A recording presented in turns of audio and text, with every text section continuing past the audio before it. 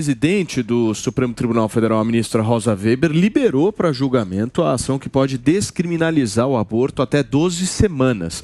Num processo movido, inclusive, pelo PSOL, o partido de esquerda, diz que a proibição do procedimento fere a dignidade da pessoa humana, a cidadania, a liberdade e outros princípios constitucionais. Atualmente, de acordo com o entendimento da própria Corte, o aborto só é legal em casos de anencefalia do feto ou estupro.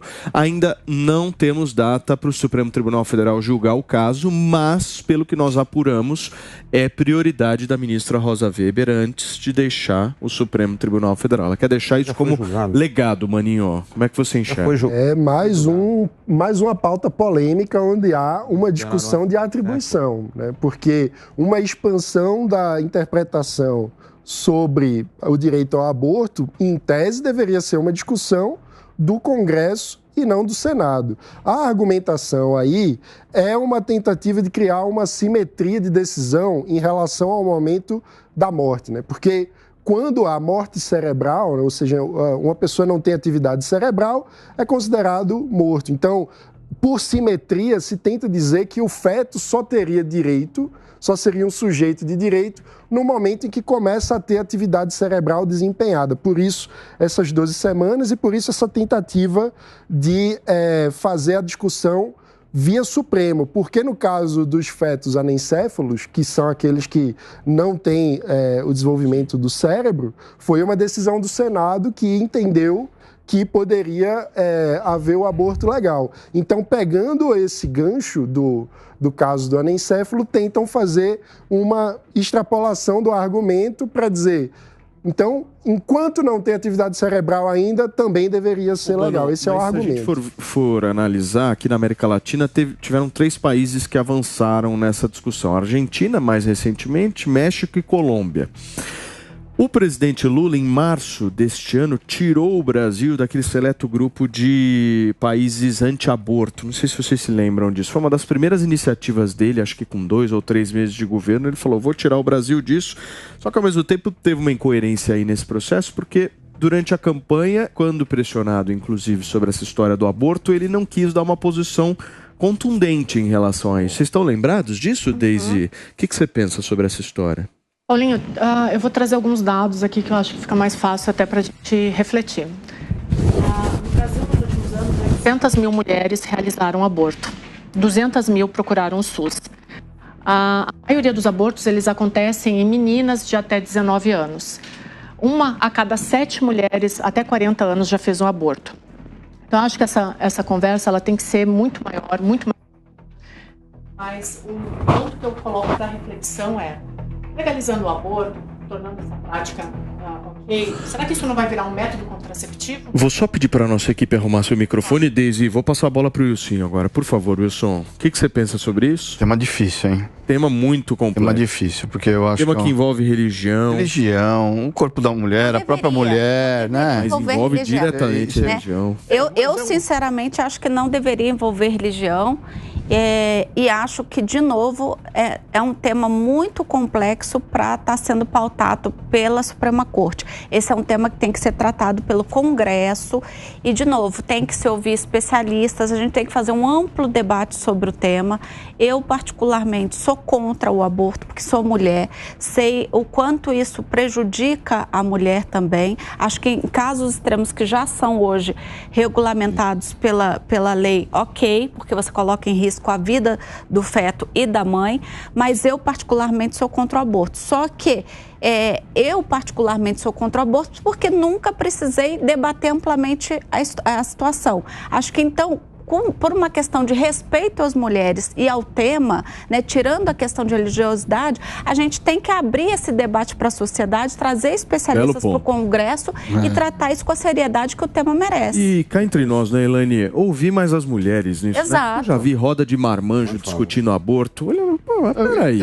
Até uma... Mulheres têm que dar a sua... É o que você me perguntou. O que você acha? É difícil, né? É difícil. Só por uma questão de referência, quando teve a pauta no STF sobre o aborto de crianças anencéfalas, foi uma discussão pesada,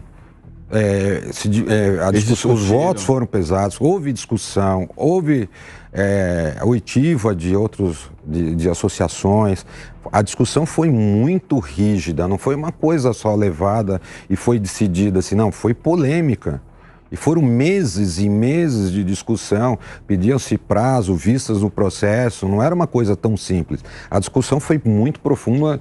Eu acredito que a posição do próprio STF, ela vai ser tradicional. Ela abriu, mas... Você falou... Deixa eu só... Diogo. Pois bem, concordo, gostei muito das palavras da Elaine. Queria só acrescentar duas coisas. Uma, infelizmente não dá para tirar a religião do assunto, porque muitas pessoas decidem o que acham certo ou errado com base na sua fé religiosa. Então é impossível a gente separar. Mas eu acho que esse assunto precisa ser discutido, em primeiro lugar, sobre o seguinte ponto. A gente quer mesmo que uma menina que faça aborto passe 3 anos na cadeia? É isso que diz a regra hoje. Eu acho que isso tem que ser discutido. E eu concordo, como você disse, que isso tem que ser discutido pelo Congresso, porque tem que ser discutido amplamente. Eu preferia até que fosse discutido nas assembleias legislativas, mais perto das pessoas. Eu sei que a Constituição não permite, mas essa era a minha vontade, que fosse uma discussão com as comunidades. A discussão no Supremo ela é concentrada em apenas 2 artigos, né, do Código Penal que penalizam tanto a mulher quanto o médico também. Paulinho, mais especialista. Eu já ouvi de pessoas dizerem, não, eu não quero penalizar ela, mas o médico sim. Sim. Bom, mas se você quer aceitar de alguma maneira que ela faça, ela precisa ser assistida por um médico. Esse assunto... E o que é muito importante, Paulo, não é uma coisa de sim ou não. Um é contra, o outro é a favor. A própria Elaine diz que ela é contra, mas ela é a favor do debate. Claro. É o que eu defendo. As mulheres têm que ser muito ouvidas, o debate tem que ser... Eu tenho muito medo quando a coisa cai no campo da religião, porque daí o debate não é sobre a mulher, é sobre os dogmas. E a gente tem que tomar muito cuidado, porque uma mulher, quando sofre um aborto, ela sofre um ataque à sua integridade física, é uma dor na sua integridade física e emocional. Eu tive um aborto espontâneo, então eu posso dizer para vocês, por muito tempo isso me doeu muito e o meu foi espontâneo.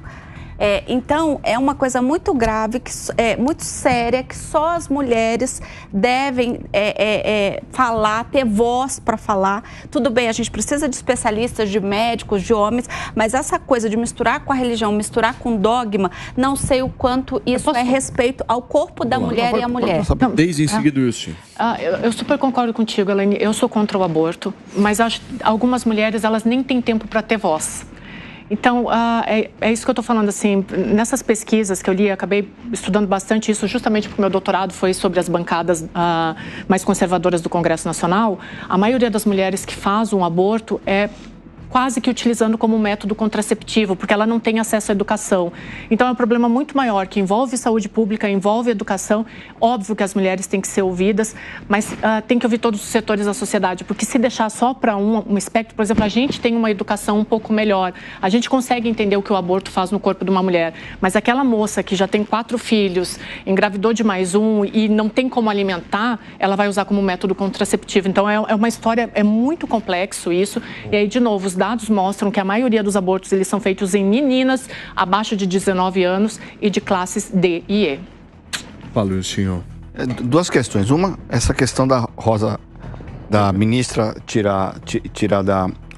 colocar em pauta por conta da saída dela. Não vai dar tempo de votar.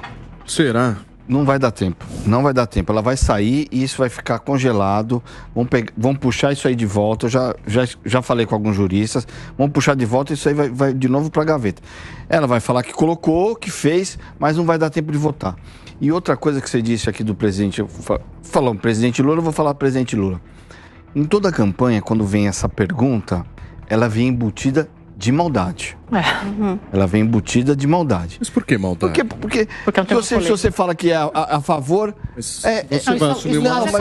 Vira. Quase as pessoas... com a campanha da Dilma em 2010, né? As pessoas tiram foco, com a campanha. Mete religião, coloca a religião no meio. Exatamente. Coloca a religião no meio. Eu concordo com o Diogo, mas coloca a religião no meio. A pergunta sempre vem embutida de maldade. Claro, até porque a pergunta se o político fala sim, ele é pau, é da empresa. Sim ou não? Fala não, embutida de maldade, não querem saber a opinião dele. É embutida de maldade. Sim. A não ser que ele, Mas aí, a não ser que ele esteja eu num acho que isso simpósio, passa... num lugar. Quando faz essa pergunta, embutida de maldade. E tem uma outra coisa também, quer ver, Paulinho? Tem uma... Gente, mas Porque o que tem a ver, o Isso que passa tem a pela ver, cultura vista jornalística, política. como é que um jornalista não vai fazer uma pergunta dessa? Tem uma outra Exato. coisa também. Como que nós vamos levar uma discussão dessa para o Congresso, sendo que o princípio mais basilar da Constituição Federal é a preservação à vida. Exato. E o Congresso... Então, se não adianta ampliar, não adianta eu pensar em outros métodos de Agora, ampliação, se segundo- a preservação à vida é o principal item de proteção. É o maior bem jurídico. É o maior bem jurídico da Constituição, é o direito à vida. Agora, Zoni, segundo o que a gente apurou aqui, há duas alternativas da ministra Rosa Weber. Ou ela consegue colocar em plenário, e aí ela, dentro do Supremo Tribunal Federal, nesses dias que faltam de mandato, consegue votar isso, ou ela inicia a votação, Eu acho que- sai, e aí o Supremo... Eu acho que é isso. E aí o acho que Supremo... falando. Eu acho que eu Vai tinha puxar, falado. você puxa. Essas são... esses Ela são joga dois a pauta, caminhos acho que ela joga a pauta. Não tá fazendo maldade, é, que ela- é um princípio dela, ela quer fazer isso na saída dela, mas não dá. A gente está numa discussão que não vai dar tempo de votar, vão entrar outras pautas e essa vai ficar de novo congelada. onde a gente tá. Mais uma das pautas. Bom,